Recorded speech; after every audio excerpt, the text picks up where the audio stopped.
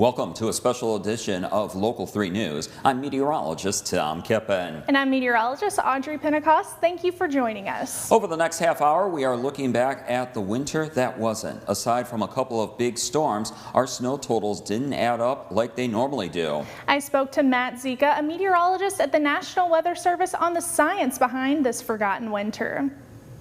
We've just gone through a winter where it was kind of the winter that wasn't.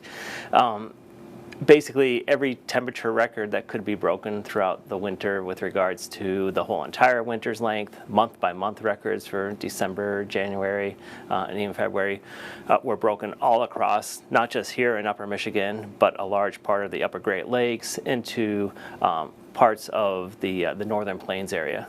Michigan's Upper Peninsula is known for its harsh, unrelenting, long winters, so it came as a surprise to many people when this winter turned out to be more on the mild side. Although anomalously warm winters have happened every now and then, this winter was forecasted to be warmer than average due to the El Nino. The biggest thing that resulted in this record-breaking warm winter was the strong El Nino that was occurring, and where the water temperatures in the equatorial Pacific were well above normal, and there's this ocean atmospheric circulation that results in just this flood of Pacific air across the northern tier of the U.S., which resulted in our crazy warm winter that we experienced. To better understand the El Nino, we need to take a look at the Pacific Ocean. In a normal year, trade winds will typically push warmer surface waters away from the Americas. However, during El Nino, the trade winds are weaker, causing warmer surface waters to be pushed towards the Americas. This creates a weather pattern in winter where the northwestern United States will experience warmer than average temperatures, parts of the Midwest and Southeast will experience drier conditions, and the southern parts of the United States will experience wetter conditions.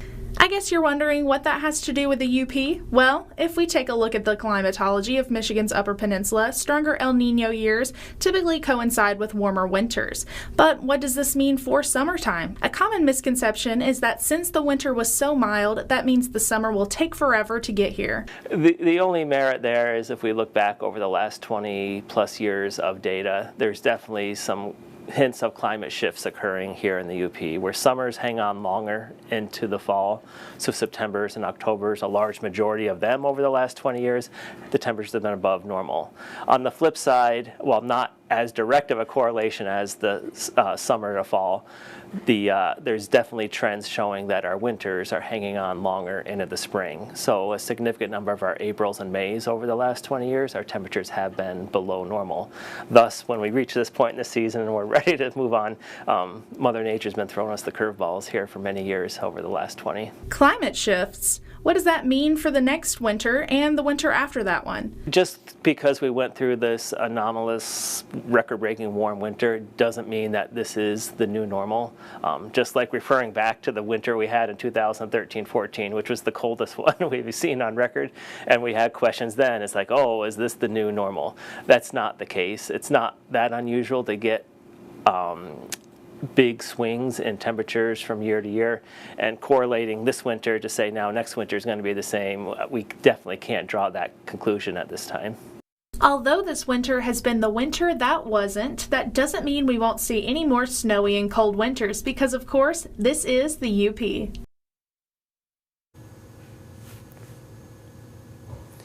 It isn't just us Upers who have been impacted by this forgotten winter. That's right. It also affected our wildlife. Local 3's Rebecca Bartlemay spoke with a wildlife biologist at the Michigan Department of Natural Resources on what this means. A beautiful part about living in the Upper Peninsula is the variety of wildlife we have up here. I spoke with Brian Roll, a wildlife biologist with the Michigan DNR. He says that it's been both positive and negative for different species this winter season. Most of our larger animals, particularly like white-tailed deer, this has been very beneficial for them. But for smaller species, that's not the case. Where frost can go into the ground a little bit deeper, insects where you get this freeze and thaw kind of cycle. When it comes to those smaller species like ticks, that leaves an unfortunate case for us humans and some other wildlife. I suspect we're going to have a bumper crop of ticks with this mild winter because they've overwintered on our larger mammals and now are going to be dropping off and then laying eggs in the soil, and so Since there's not that snow cover, their survivability will go up and those kinds of things. Really, ticks is going to be the big one. Your other insects like mosquitoes, and black flies and those things, really going to depend on our moisture levels. If we have an unusually warm spring and dry, then those loads won't be as high. Roll says animals that hibernate haven't been affected for the most part. It's like bears, they may have had to wake up a little early if they got their den got flooded or water started coming in with the melt and those kinds of things. You might see a bear for a day or something like that, but they'll just go back to sleep and those kinds of things. So all your other animals, your skunks and raccoons and stuff that sleeps in the winter, those animals are fine. It's really not impacting them negatively anyway. It's actually a little easier on them because it's just not as cold. There is one animal that calls the Upper Peninsula home that has taken a hit from this winter. The real downfall, at least of Michigan wildlife, is moose. This was just really too warm of a winter for them. So that they would be the losers as far as this climate goes. It's too warm, so they'll have to actually seek shade to cool off. And so when an animal that size that needs to take in about 50 pounds of browse a day, 40 to 50 pounds of browse depending on the size of the moose, and we're talking browses, stuff about twigs and buds about the size of your little finger. If you had to go around and collect 40 pounds of those, that takes a while. So if they got to go seek shade, they're not eating normally. So anytime we're getting temperatures up over 32 in the winter, even anywhere close to 32, it's too warm for their body. They have such good insulation in their fur that they have to actually cool off.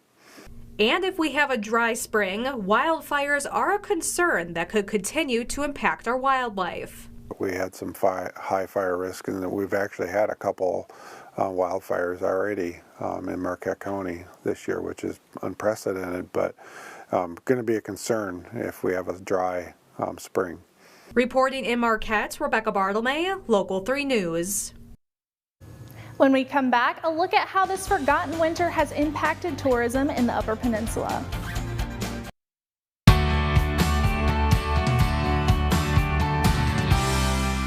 It's no secret that the warm winter was a stress on local businesses. For some insight into the how and what now, we spoke with a handful of tourism leaders around the peninsula. And to give the winter season some context, they said while winter makes up only about 10 to 15% of tourism dollars around here, many businesses still rely on it to get by. Tom Nemechek from UP Travel told us that summer tourism has begun to bleed into the fall season, with the two combined bringing in about 80% of the area's tourism. Part of that is due to a younger, more outdoor-oriented demographic that became interested in the area. He said that's partially responsible for the near doubling of winter tourism over the last decade or so. It was millions and millions of dollars that were lost to businesses and consequently to people. I think it's always interesting. We all think about when the tourists aren't here, we think that, the hotels are really suffering, which of course is extremely true. Especially in winter, there's only one product in the winter that we sell, and it's snow related. Nemechek said some of the most successful pivots from snow-centric businesses he saw was when they embraced the lack of snow, connecting to their clientele base to promote events themed on the so-called winter that wasn't, or activities that are normally out of season like hiking and ATV riding. The CEO of Travel Marquette said their strategy for promoting tourism in the county fits that mold, adding that as more places in the Midwest cultivate their outdoor recreation scenes, the UP will have to offer a better variety of attractions to keep people coming back. It's difficult to say how things are going to go. I think for us, just looking at diversifying where we're sending people and what the activities are is something that we're looking to do. I think Marquette, because it is the largest population in the UP, that we are kind of looking at offering different things to get people to come here. And certainly we appreciate the wonderful trails that we have and all the outdoor activities, but not looking at promoting just one thing over another. For a closer look at tourism, Local 3's John Truitt shows us the people and communities who rely on weather-based business. We all know it was a mild winter, and maybe mild is an understatement. Anything dependent on cold weather, and especially snowfall, suffered a great deal this winter. For those in the winter tourism industry, it was devastating. This is what I've wanted to do, and it's really slapping me in the face right now. Jerry DeVries dreamed of owning a rustic, deep woods resort all his life. And that dream came true when he and his wife Kelly opened All Seasons Cabins and the area's only general store in Steuben. Jerry describes last winter like this. What winter? Yeah. That's my words. There was none. We would get 6 inches of snow and it would melt, and then we'd get another 6 inches and it would melt, and we couldn't get a base. We couldn't get anything to use for sporting goods, snowmobiling, etc. Everybody called it canceled, and there was, nothing. I can't hold it against them. They can't come up here and do what they want to do. I wouldn't want to come up here either. Jerry stocked his general store for what he believed would be a very busy winter. And with no customers, much of his merchandise had to be thrown out.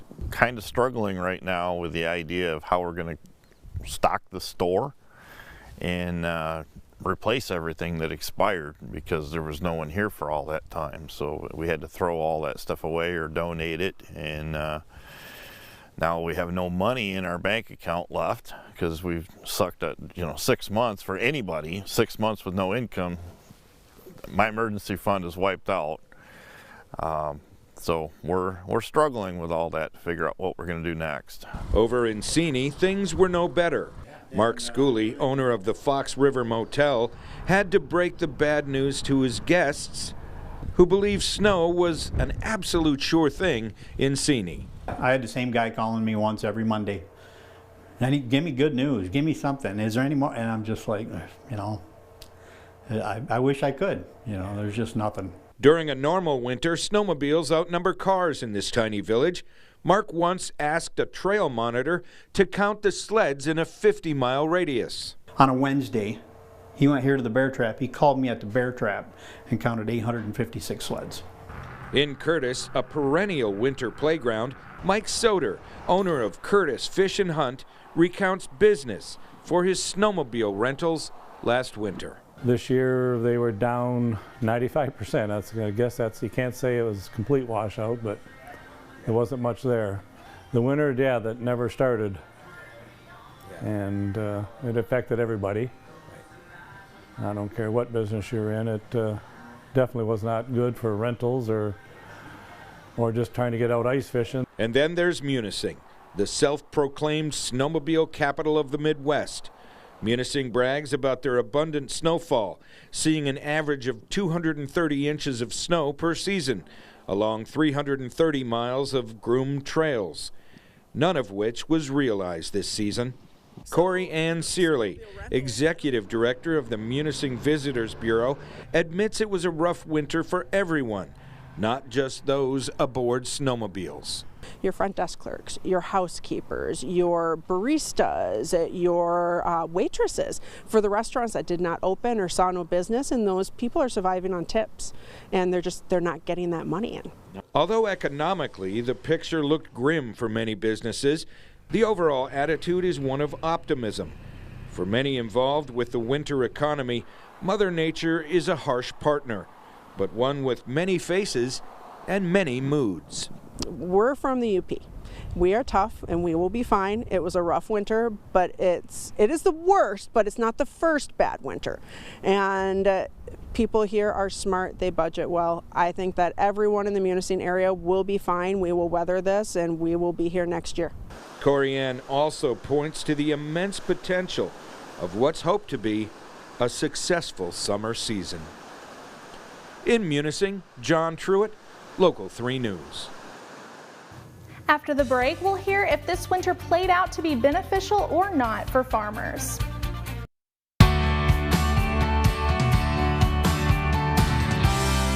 Agriculture is highly dependent on the climate, so how does a mild winter play a role in the success of crops during growing season? Local 3's Brianna McLean learned about the potential negatives and positives that agriculture could face this year. While no winter is ever the same, winters in the Upper Peninsula of Michigan are often known to be harsh, cold, and one of the snowiest places in the nation. And when these seemingly typical weather patterns shift and change, it could have a significant impact on agriculture. We live and die by the weather in farming, and there's always an element of unpredictability, but we're seeing that it's becoming less predictable and more variable, and that adds risk for farmers, absolutely. MSU Upper Peninsula Research and Extension Center has been tracking weather patterns at its location in Chatham for 125 years. We've seen that this year certainly was a lower snowfall year here in Chatham as compared to the last 20 or 30 years. So for the last few decades, we've averaged 175 or so inches of snow here. This year we had about 90 inches of snow. So that was a lower amount overall, and we have seen a sort of downward trend in snowfall in the last few decades. So how does this impact agriculture today? We usually rely on that snowpack on snowmelt in the spring to provide a lot of our early season water to feed the crops that we're planting or the perennial crops that are already out there. And so coming into the spring, the Upper Peninsula was anywhere from D2 to D0 drought levels. And so starting off the growing season in a drought scenario is obviously a challenge potentially. That I think is probably going to be the biggest issue this year, is just lack of moisture. Now, last couple weeks here we've had some rain, and when you look at the entire winter overall, we actually had a lot more rain, especially early in 2024. Here we had almost 40 inches of wet precip versus the snow that we would normally get. With our coarser textured soils, that's going to move through the profile and drain away, and things are going to dry out much more quickly, potentially, than if we had that snowpack that was sitting and kind of slowly melting and soaking in. The other thing we wonder about is sort of yet to be seen is what a light winter will mean for pests and disease coming into the growing season. So that could be, insects that maybe survive the winter that wouldn't normally, or diseases, disease inoculum in the soil or on crop residue that maybe survived the winter better than it would have with more harsh conditions. And so that could mean insects or other pests showing up earlier, or maybe being greater in number and potentially doing more damage to the crops. Olivia Kingery, the owner of Pileated Farms in Chatham, says she's already seeing the effects of the mild winter on her crops. It's definitely going to have an impact, especially for the perennial crops like fruit trees, asparagus, leeks, those types of things. They're already starting to poke out, which this, mid-April, it's kind of okay, but it won't be our last cold spell. We'll probably have snow again. We need it. So it's just going to be about if those blooms get damaged, if it pushes it back. Some can recover and some can't. So it'll be about if crops can take the hit or if they can't. While a mild winter may have its negatives, there are some positives too. This includes a 2 to 3 week increase in a frost-free growing period. It'll be a trade-off, right? We'll see some opportunities for greater crop diversity, longer growing season, maybe higher yields. Certain crops will even benefit from increased CO2 in the atmosphere. Other ones will suffer. The real risk, I think, comes in that unpredictability or the variability from 1 month or 1 year to the next, and how we're going to be able to adapt to that and adjust. Reporting in Chatham, Brianna McLean, Local 3 News. I will provide winter weathers and totals when we come back with the Forgotten Winter.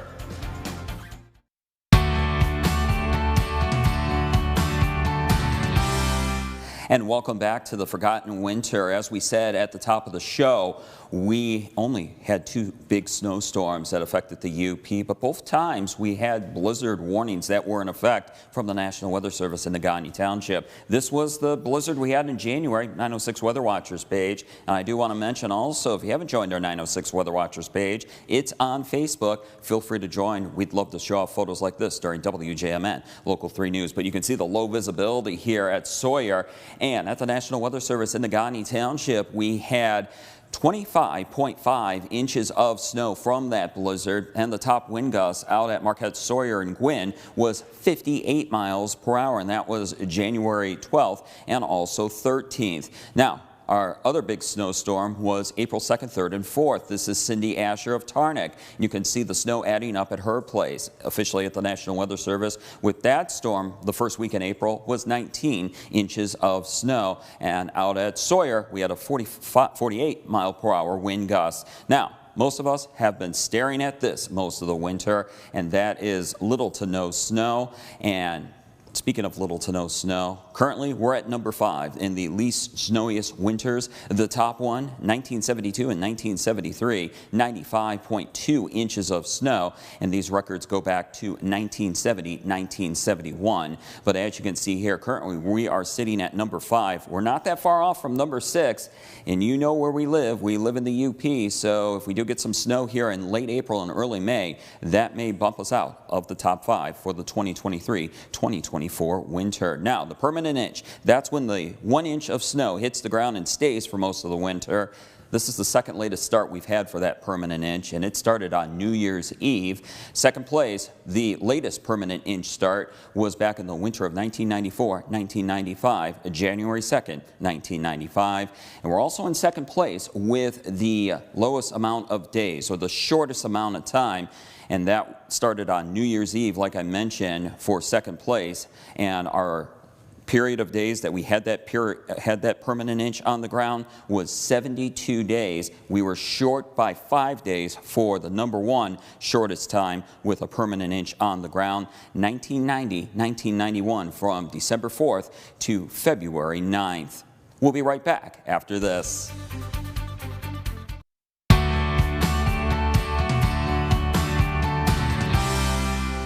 Thank you for joining us for the Forgotten Winter Special. I'm meteorologist Audrey Pentecost. And I'm meteorologist Kippen. As we close out tonight, this was a look back at the winter that wasn't, but we are also looking forward to the season ahead. Have a good night.